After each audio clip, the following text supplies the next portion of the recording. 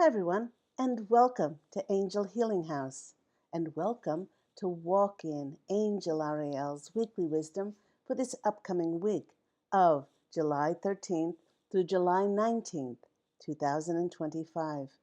My name is Claire Candy Hoff, and my name is also Angel Ariel, as I had an angelic walk-in experience on January 11th of 2003, which I write about in my award-winning #1 Amazon international bestseller, I Am an Angelic Walk-In, the autobiography of Angel Ariel. This book, along with its prequel, One True Home Behind the Veil of Forgetfulness, and my book, Angels of Faith, they all can be found on Amazon, and these two are available in Kindle and also as audiobooks for those who like to listen to audiobooks on Audible. I'd like to thank everyone who has liked and shared and subscribed to my Claire Candy Huff YouTube channel. It's absolutely free to become a subscriber. And if you are a subscriber, then you will receive notification when I upload new videos. I'd also like to thank those people who have made donations for my free content to my PayPal account. And I've left my PayPal account link in the description box down below with all of my contact details for my business, Angel Healing House, if you would like to make a donation or find out more about Angel Healing House. Now, here on Walk In Angel Ariel's Weekly Wisdom, we do pull tarot cards, oracle cards, sometimes runes, sometimes Lenormand cards, but we always look first into the astrological heavens to see what planetary and celestial energy will be affecting us. Now, my angelic family, as a member of this family, as Angel Ariel, we are known as the Posse of Angels. The Posse of Angels is starting off today with a question for you. Are you getting an overwhelming feeling like you want to go on an adventure, a new journey, meet new people, discover more about life, and then discover more about yourself through that new journey? Well, you're not alone, as many in the collective are feeling that they wish to experience liberation from their current jobs, from possibly where they live, from their routines, even from the material things that they have accumulated, to not be weighed down and burdened anymore.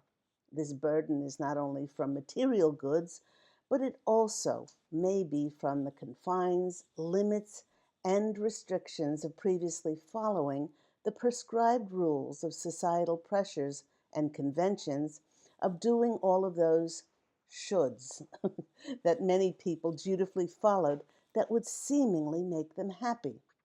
But by following someone else's dictates of what our life should look like, it clipped our wings. It stopped us from following and flying to our heart's desires. Um, and in a recent reading, a client wanted to know the significance of seeing cowboys in her dreams and in her daily life. This beautiful lady had followed all the rules. She followed the dictates of her parents' desires for her to have a certain profession, to amass lots of money. She and her husband bought a luxury condo. They have beautiful cars, a boat, but somehow there was this longing to ditch it all, get in a recreational vehicle, and travel the 50 states to see where God's source creator and her angels would lead her to be of best service. This prompting to be free roaming cowboys or to fly to our heart's desires may have in part something to do with the last 5 years, when many in the collective lost loved ones, either through natural causes or by being forced to adhere to the dictates of taking an experimental medical product.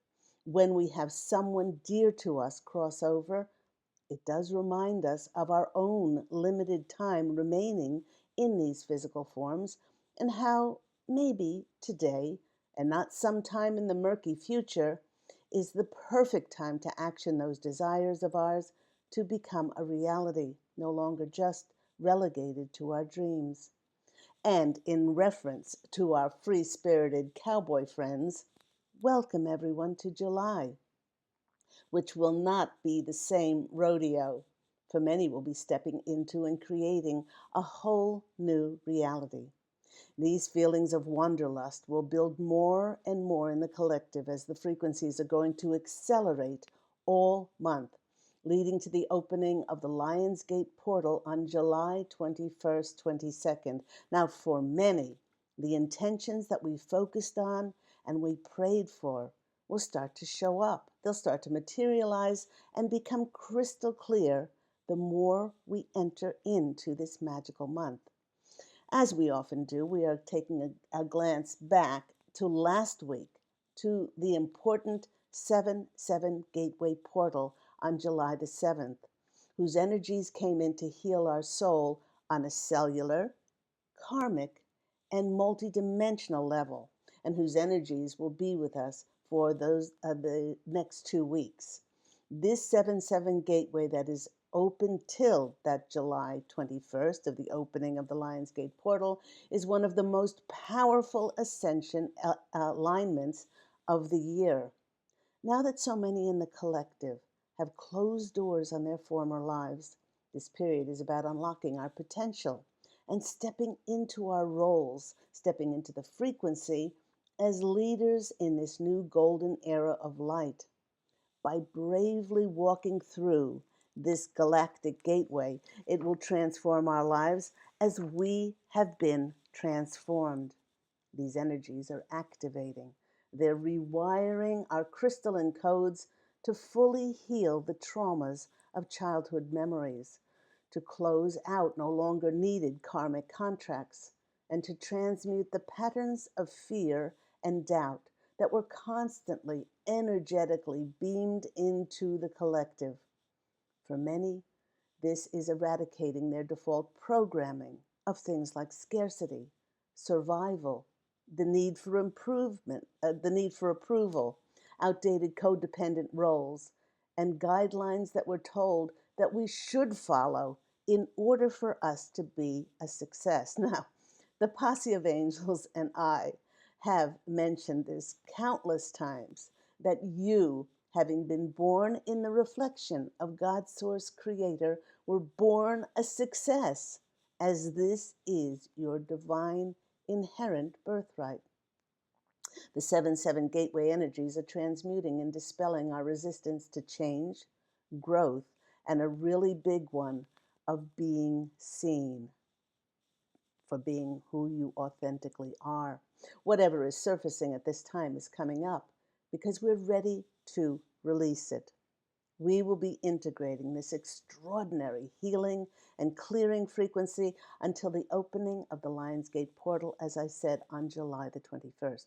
Also, on July 7th, we had Uranus, the planet of freedom and innovation, combining with Mercury, of course, the planet of communication, and Mercury is the planet of mental agility and speedy processing of information.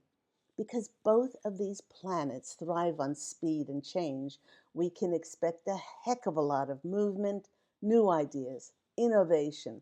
Uranus and Gemini may signal the next leap for us, not only as individuals, but as a collective as well. On July 10th, only a few days ago, we had a full moon in Capricorn, and it is here to help us get serious about honoring our dreams. Now, the posse of angels is hearing some of you thinking, but I don't know what that is. And they are assuring us that we all have dreams, as we were all born of infinite potential. Now, the posse of angels is asking, what did you love to do as a child that brought you great joy? Personally, mine was writing. I would love getting lost in the wonder and enchantment that words held for me. This creative purpose, joy, is the same today for me as I write every single day. For others, you may love something, but it might be hidden away in doubt and fear whether you're good enough to pursue it.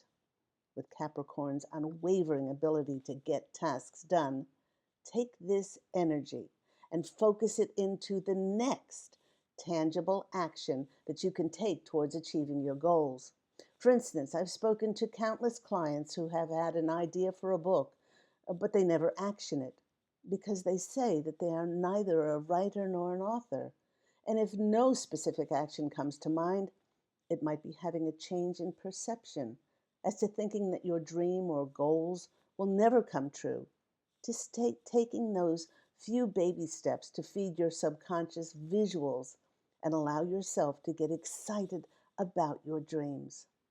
On July 13th, tomorrow, we have our second retrograde of July, which is Saturn.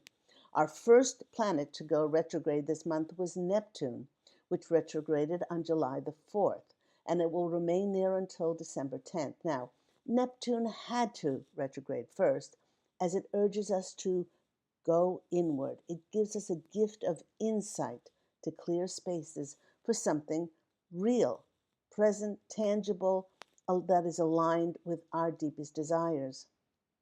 Saturn retrograde is a great time to review the structures that our lives are built upon to see if they are still aligned and serving our highest ideals. While reviewing our lives, it's a great time to see how we can forgive past mistakes and um, make adjustments to our lives to live differently, make different choices. Then on July 14th, Venus, the planet of beauty and harmony and love, yes, also money, enters Taurus. And after a time of integrating the powerful 7-7 frequencies, the energies start to feel just a little bit more grounded, stable, and steady, thanks to Taurus the bull. Our relationships can seem more harmonious, more diplomatic, and even more joyful. These Venusian energies may find ourselves drawn to beautiful surroundings. Perhaps we want to decorate and design a new environment for ourselves. And our palate may desire delicious foods and moments of sensual peace and relaxation. Then, coming up on July 18th, we have a popular favorite. The posse of angels are actually giggling, and they're saying, drum roll, please, Mercury retrograde. Actually, they're being facetious, as Mercury retrograde is not everyone's favorite. And it will remain retrograde until stationing direct on August the 11th. With this one being in the sign of Leo, it will have us reflecting, of course, on communication, but also visibility, creative expression, self-love, and leadership. And of course, remembering how to roar. Thank you, Leo the lion.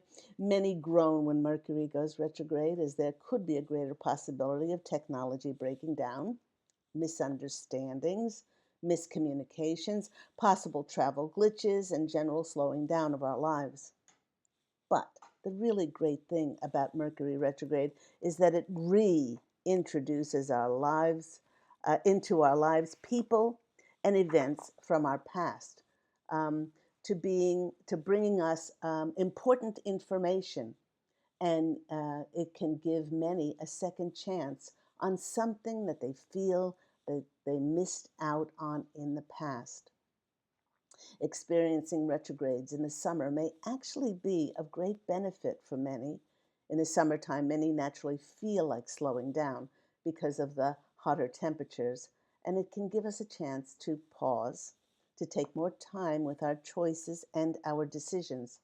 And to counterbalance the energies of those three retrograding planets, please don't forget that we still have Venus, Mars, Uranus, and Jupiter, the planet of expansion and good fortune, all direct, doing their best to bring us love, action, good fortune, expansion, and of course, surprises. With so many in the collective now living solely in the present moment and working consciously with spirit for infinite and limitless wish fulfilling possibilities for their soul's journey, life takes on a feeling of being in the flow and rhythm with the universe. We can utilize this time of slow down to reconnect, rediscover, and recalibrate balance and fulfillment in our lives. And to get overall advice from the Posse of Angels for the upcoming week, they directed me to this absolutely beautiful deck, Love Who You Are by Angie Sullins and her beautiful artists that breathe life into these her beautiful words. The Posse of Angels is saying that God Source Creator loves nothing greater than when we gleefully and joyfully and playfully engage with life. We don't stop playing because we grow old. We grow old because we stop playing. For it's in this high vibrational frequency energy of playing that we are most aligned with the universe. Not trying to bend reality for the highest good, for our dictates, not trying to figure life out, but surrendering to the gentle rhythms and flow of life for the highest good to enjoy the experience of life in these higher realms of consciousness. Heck, all of us worked so diligently and hard enough to get here, we might as well enjoy and open to receive our rewards and blessings for being so diligent to the light. Now, our first card that came out from that deck, Love Who You Are, is this one, 32, number 5, Become a Wonder Hunter. Our challenge to living in the energies of the fifth dimension and higher is to stop pushing and forcing and controlling outcomes in life, but instead be still and allow ourselves to be astonished at what Spirit can create for us if we give them free rein. I like the expression, come to me as a child, wide-eyed in awe and anticipating a world of enchantment. For when we cultivate seeing the world through awe and wonder, we become a magnet for magic to occur. And quite frankly, those who believe in unicorns and fairies and dragons and angels like myself, well, are more likely to encounter those things than other people. Become your own wonder hunter in awe and expecting enchantment in life. Our next card that's coming out for us is a number 4, which is practice curiosity. There's nothing that will make a life become more stagnant, monotonous, routine than certainty. Yes, there's a level of comfort and familiarity about certainty, but it doesn't tweak the inquisitive side within that would love to explore new people, new places, and new things. The trick to remaining engaged in life is to remain juicy, to remain interested, and that can only be done if we remain curious and allow ourselves the freedom to discover more, just like my cowboy seeing client. And the third one that came out is number 6. So we have 4, 5, 6. We have a progression in this. Our first one was 5, the second one was card was 4, and the third is 6. Receive all the things. By consciously engaging in these lighter energies of wonder and curiosity, enchantment, and awe, it increases our ability to be in alignment with the universe in order to receive. Unlike our old programming that had us believing that we had to work harder, we had to prove ourselves and produce more in order to be a success. Beautiful cards. Then I was directed to go to this other deck of mine, new deck, which is WITCH, and an acronym for Woman in Total Control of Herself. And that first card that came out for us was such a confirmation of the journey that the Posse of Angels was speaking about. It's a number 8, and it's Maiden Journey. I wonder if you can see that without the reflection. Oh, there we go. Let me hold it up like that. And she is on a magic carpet ride. So, whether this is an actual new adventure or a journey in the mind towards something new, fabulous things, all journeys in order to be successful need some preparation. What to leave, what to take, where to go, where to explore. But we need to prepare and leave space. And we need to have so much need for wiggle room for spirit to surprise us with some twists and turns along the way. And yes, they might challenge us, but are sure to excite us with those magical, miraculous things we would never have encountered if we just stayed where we are.